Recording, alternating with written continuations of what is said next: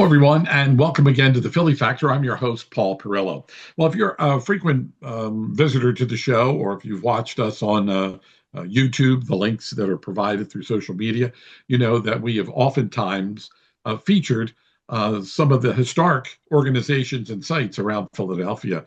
We've done Independence Hall, Christ Church. We've done Independence National Historical Park. So when this topic came up once again for me over the summer as we were preparing for our new season. I thought I had known pretty much enough to get by about Ben Franklin as I could, but then my next guest sort of shed some light on Ben Franklin and exactly where did Mr. Franklin live and where was his print shop. Rich Armandi is our guest here on this edition of the Philly Factor. And Rich, thanks so much for being with us. I would profess that I don't know everything about history or Ben Franklin, but one thing I think I thought I knew from the many visits I've paid to Old City as a kid, and even in college, I had a course where we visited some of the historic sites in Old City, Philadelphia. But I thought visiting the print shop along Market Street was Ben Franklin's print shop. But then I came across an article about you over the summer that says, no, that site on the 400 or 500 block of Market Street is really not Ben Franklin's print shop. It was a few blocks to the east towards the 100 block of Market Street, correct? That's correct. Actually, two different locations, 139 and 131, both on the north side of the 100 block of Market. So it would be actually on the north side and a few blocks down from where the print shop that we all thought Ben actually printed and published his publications. It's a few blocks down and on the opposite side of the street.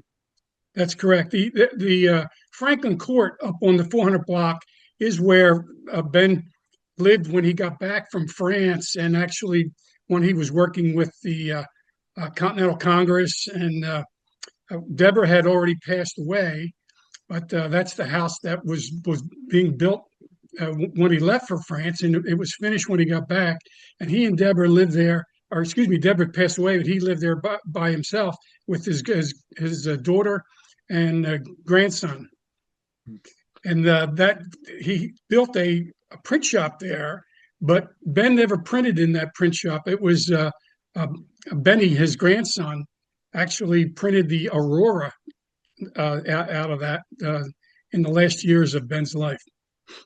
Now, for people who might have visited Old City or even toured where Mr. Franklin's house used to be, for the bicentennial in 1976, they actually put up a steel structure, a ghost structure of where the house was. And I believe some of the privies for Mr. Franklin's house are actually there. You could actually look through the plexiglass in the ground and see the makeshift sewer system that was part of the house. But which leads to the bigger question, and we've had this conversation off the air before, is that, why did the city, not only with the Franklin house, but a few blocks down, the Graff house, where Jefferson wrote the Declaration of Independence, at some time in the history of the city was leveled. But then for the bicentennial, they recreated the Graff House, a few blocks down from Independence Hall. Yeah, I think historians kind of lost sight. I read an old book about the historic Market Street, one of the most historic highways, it calls it in the book in America. And it was written back in the 1800s, and there was no definition of, it was a mystery where Ben Franklin's original print shop was. He didn't have digital files at that time. So the amount of information that a historian can go through was basically in libraries and through books and through going through reading letters and papers. So it was much harder to really define exactly where the location was. But in the 60s, go ahead. There was an article done by a Hannah Brenner Roach, who put together a magazine article for the Pennsylvania Magazine, and it was called "Where Ben Slept Here." And she identified every location that Ben Franklin slept from the day he got to Philadelphia when he was 19, all the way till the day he died. And that book, or article, I should say, is where I really started my journey to find out exactly where that location was, where his print shop was. We should mention that many people, I mean, we have laid claim to the fact that Ben Franklin was a Philadelphian, but he's actually a transplant from Boston when he comes to Philadelphia, That's correct? correct. He was born in Boston. So you are now on this mission to shed light on the site of the Ben Franklin print shop in the 100 block of Market Street, which is what now? I mean, from what I have seen and what, again, talking to you before the show, it is nothing but an armpit of Market Street because there's nothing there. And I guess I'm being kind and calling it an armpit, but it's overgrown with weeds. Nobody really lays claim to ownership of the property. Homeless people live there. I guess it's scattered with debris, trash, hypodermic needles. So you've made it your mission not only to just clean up this property, but to give it the respectful dignity that it so rightfully deserves. Yeah, it's a unique property. And in my research, I found out that there's really no city property there. There's three basic owners. SEPTA owns the corner at Second in Market, where the subway station is. The subway station for the Market Frankfurt subway goes right underneath there and makes a 90-degree turn going north. So there's a pretty good area of subway underneath the street. And then there's a parking lot, Patriot Parking, a private ownership of the parking lot. And then there's, what was the third one? Is it the parking lot, SEPTA, the Patriot Parking, and that's the only really, oh, I know, excuse me. The ramp, there's a ramp, a highway ramp coming off of Penn's Landing, where the Department of Transportation owns. So when they built that back in the late 60s or 70s, the highway ramp coming down from Penn's Landing comes right down into Market Street. The subway station is on the corner, and underneath there's a parking lot. So there's no semblance of any buildings or building lots on that north side, which makes it unique. Your mission to sort of give this property its rightful place in history comes as a big celebration unfolds next year, America 250, which celebrates the 250th anniversary of the United States of America. It's a pretty aggressive project that you're undertaking, but we're not talking about rebuilding the print shop there. We're talking about cleaning up the lot and maybe have a historical marker placed there and some educational components to let people know when they're walking along that block of Market Street that this is where Ben Franklin's original print shop was. So I know it's pretty aggressive, but you also have the backdrop of the America 250 celebration, which much of it will focus on Philadelphia during the weeks and months ahead in the upcoming year. So where does it all stand right now in terms of getting this project moving forward? Because I guess while no one wants to lay claim to the property, I'm sure there are a number of stakeholders who want to be involved because they probably have their own ideas and plans for what to do there. Well, I've been talking with SEPTA, and obviously with SEPTA's financial situation now, they're in not really good shape to be thinking about any renovation plans. Sure. But they have ventilation shafts underneath right this spot, and there's like a little triangular garden area where their ventilation shafts come out of the ground. And I've been talking to them about securing that so that will prevent the homeless people from living back there, because they get behind the green space, removing the green space and then putting up some street markers, as you mentioned, so that we can mark the place and that tourists that are coming down from Franklin Court at the 400 block can stop at Christ Church at the 200 block and then move straight down Market Street all the way to front as they move towards the new cap that is going to be over 95. So it's a vital tourist corridor. And that 100 block, as you said, is really not getting any attention. Mm. So I've talked to the Old City District. I've talked to Councilman Squilla in the city, and everyone believes that it's a great idea, but I can't really find anybody that would want to take it on as a project. And that's what's going to be required now. First of all, to really define the actual locations with um, some between SEPTA and the Department of Transportation, and then find out exactly where markers could be put up and how it could be recognized. We should mention that, we often think of the boundaries of Market Street only going to Front Street, but we have to remember that back in the day, there was no major highway going right through the heart of Philadelphia. That the city actually, well, did the city extend out to the river, or did the river extend towards Front Street? I mean, it's one of those things we've come to accept and visualize. The river being all the way over there, and Penn's Landing being here, and then Old City. But did the river, was it that close to the city, or did they just kept the city just the river was where it was? It's all backfill. Yeah, it's all backfill.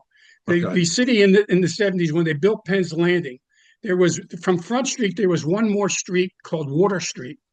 And then from Water Street then was the riverfront. So there's only a couple of blocks from what is now Front and Market. You would go to Water Street going further east, and then another half a block or so, and you were on the water. And those houses that were on Water Street, that were on the east side of Water Street, actually had backyards with steps going down to the actual water level. So when they built Penn's Landing, they filled all that area in. So what is now 95 and Penn's Landing is all fill. It's all been filled out in the river. And matter of fact, there's, if you check out my blog, there's a unique picture, an aerial photograph of all of that fill that went in before 95 was put in. We put it in the blog, the Forgotten Memorial to Ben Franklin. Yeah. This is not your first go round with Ben Franklin, because during the bicentennial, and you're wearing. We should also mention the T-shirt that you're wearing, as well as your website, because it's www.phillytown76.com. But they, you have sort of created this whole Boogie Ben persona, if you will, that stems back to the bicentennial, where you created these T-shirts that were for sale. And, of all, I mean, most oftentimes people think of Philadelphia, they think of Ben Franklin, not necessarily William Penn, who has his statue atop City Hall, but Franklin is one of those iconic leaders in the Revolutionary War days, and after that people have come to. As I said, we've laid claim to him, but he was a diplomat, he was an inventor, he was an educator, he was a newspaper man. I mean, you name it, Ben pretty much did it. So, what was your fascination even back during the bicentennial with Ben Franklin? We were living in the city at the time, and recognized that there would be a lot of people coming into the city, and with a young entrepreneurial spirit, we wanted to try to put something together, and we came up with the Boogie on Down to Philly Town, which was the beginning in '76, and did a caricature of Ben Franklin playing electric guitar being powered by a kite. And we had vendors, but friends of ours got together with card tables, and we put vendors out on the street. You were much able to do that back then than you are now. And we had a silkscreen company up in Clifton Heights printing up the shirts, and my buddy and I were driving them down into the city and handing them out to our vendors on the street and selling the Boogie Ben, as we called it, because it was Ben caricature playing the guitar.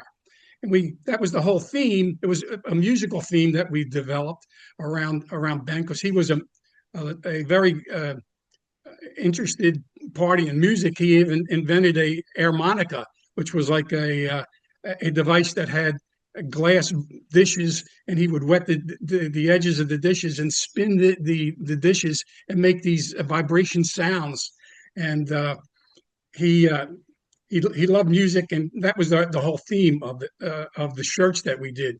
We started then doing some the founding fathers, and did caricatures of Franklin and Adams and Jefferson all playing together with Ben, and Ben playing the harmonica. So they were some of the shared ideas we had early on, and that when we got back together again after our retirements were over, my buddy and I decided to put the band back together again and put together the on-site version of the T-shirts, and PhillyTown76.com was born, and we continued with that whole theme.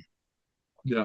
Of all the founding fathers, he is the most recognizable. And, not having been in Old City in quite some time, I mean, I know the great Ralph Archibald used to be a Ben Franklin impersonator, and he has since passed, but I'm sure there are other men that are also playing the part of Ben. But and he's pretty recognizable, Ben, but I'm sure there maybe be Jefferson or Washington impersonators there too. But Ben sort of encompasses the real Philly guy, the real Philly character that people can relate to, even more so, as I said, as William Penn. I mean, you might see William Penn walking down Market Street, but I wonder how many people pause and say, hey, that's William Penn. But they're likely to say, that looks like Ben Franklin. Yeah, there's several different impersonators. I've spoke to several of them. And there's organizations. I was just asked to join the organization that celebrates his birthday. And on January, I believe it's January 6th, there will be a celebration in the city. And the organization that puts that on have invited me, because of my interest in Franklin, to work with them this year. And there'll be speakers. General McMaster, I believe, is going to be the keynote speaker this year. And it's fun to get involved with other people that have the same interest and passion for basically Philadelphia history and Franklin. Mm-hmm. And that's kind of how I got into finding this location. In our website, besides the T-shirts, we also have a self-guided tour section where we wanted to put together these self-guided tours with pictures and some instructions about how to navigate around the city and find all of the sites. So we put together a self-guided tour section, and I was working on the Ben slept here-ish idea about doing a tour about all the places that Ben slept when I came across Hannah's newspaper article, or Pennsylvania Magazine article, and that was the first person that explained the exact location of being at 100 block. And when I went down there, I was disappointed to see what's there now. There was just one small brass plaque on the wall at the subway station that was put up by the Journalist Society back in the 60s that wanted to honor that spot, because that's where Ben Franklin first called for a free press in the colonies.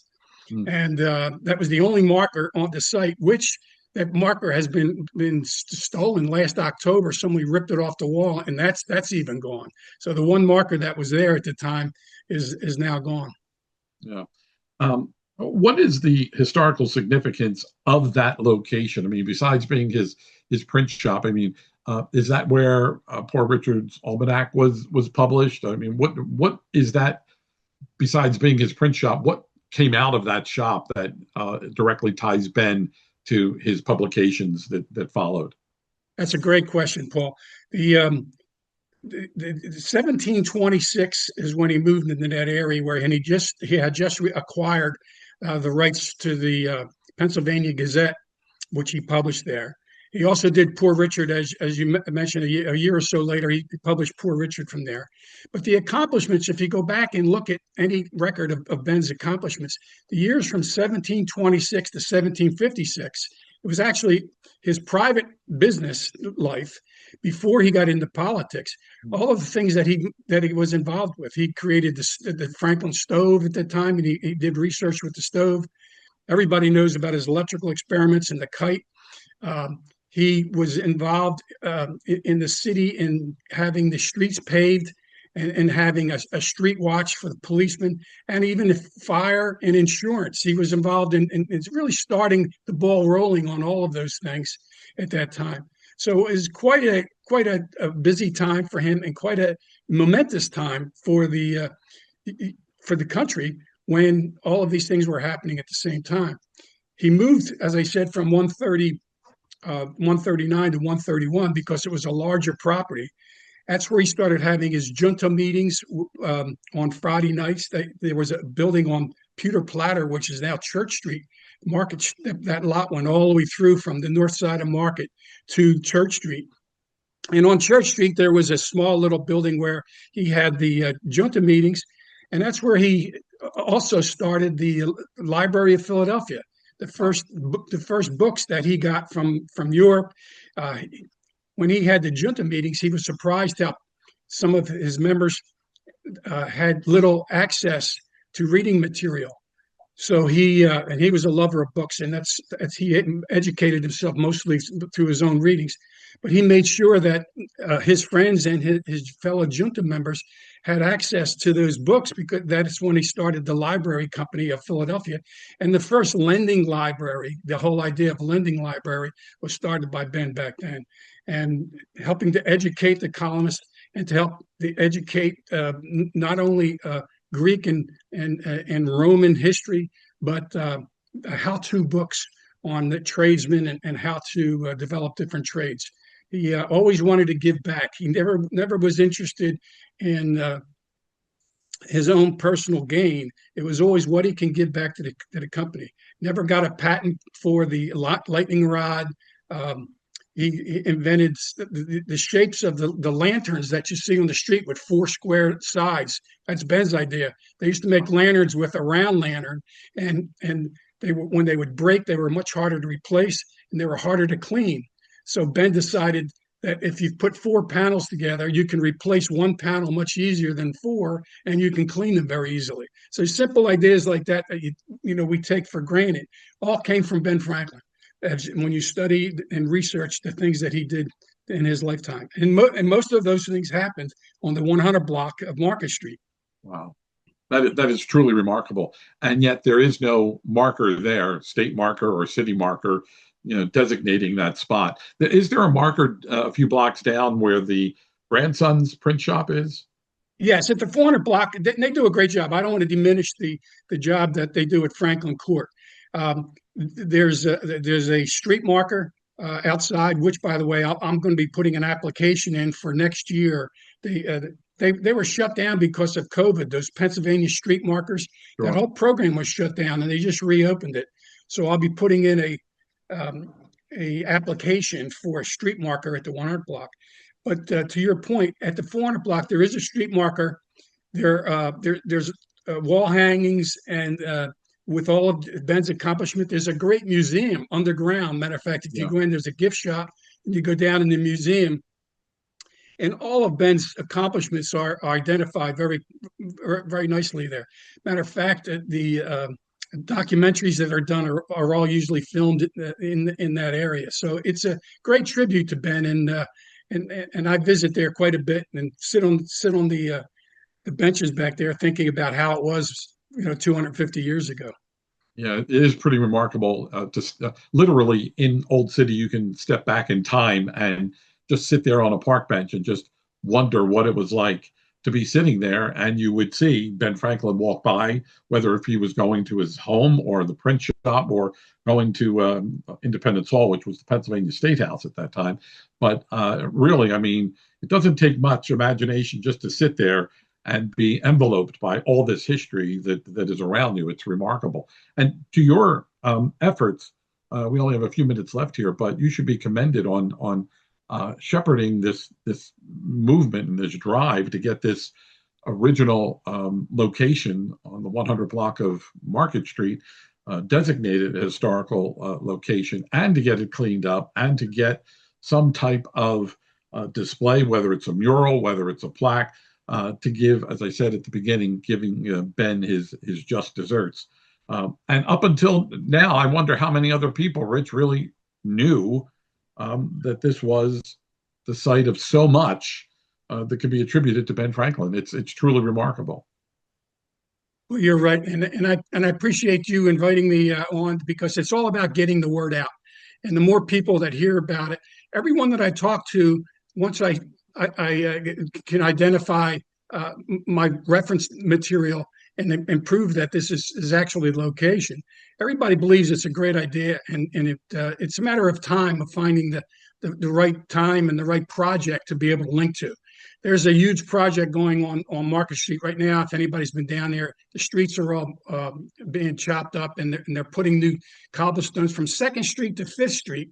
There's a whole renovation of Market Street. It's going to reduce the traffic down to 3 lanes, more bike paths and everything else. They're going to do a nice job with that right now.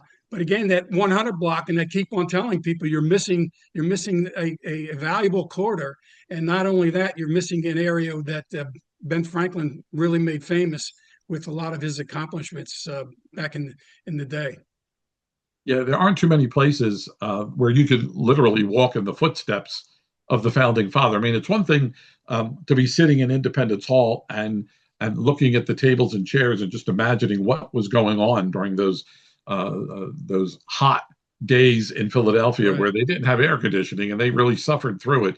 But Right. it's truly remarkable that you can, walk along Market Street or Chestnut Street and know that 250 years ago, I think it gets lost on a lot of people that it's such a historic city and there's so much going on.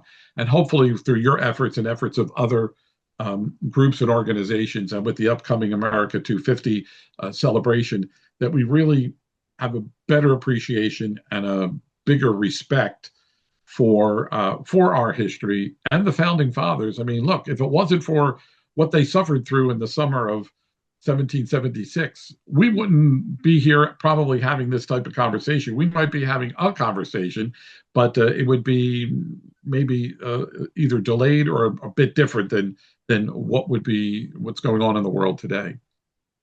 Yeah, and one of Ben's, I guess, most famous things is he was the one that first called for unity of the 13 colonies. They called it the Albany Plan, where he saw the Indians, how the Indian tribes got together and for defense. They were all different tribes that joined together for unity.